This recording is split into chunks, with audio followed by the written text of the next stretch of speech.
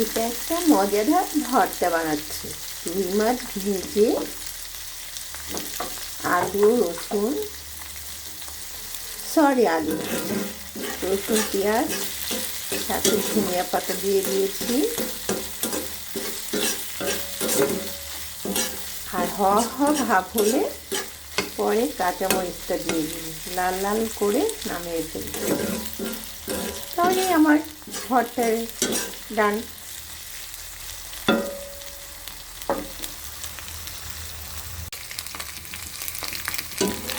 এখন দেখেন লাল লাল হয়ে গেছে।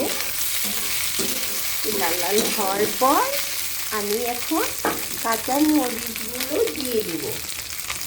কাঁচামরিচগুলো দিলে অনেক মজা লাগবে। কাঁচামরিচ দিয়ে স্যান্ডটাই আলাদা। এখন শীতের সিজন, কাঁচামরিচ টাটকা কাঁচামরিচ দিয়ে ভর্তা করলে অনেক মজা লাগে। এই মজাদার ভর্তা কে খেতে চান বলেন তো? এই ভর্তা দিয়ে আবার আপনারা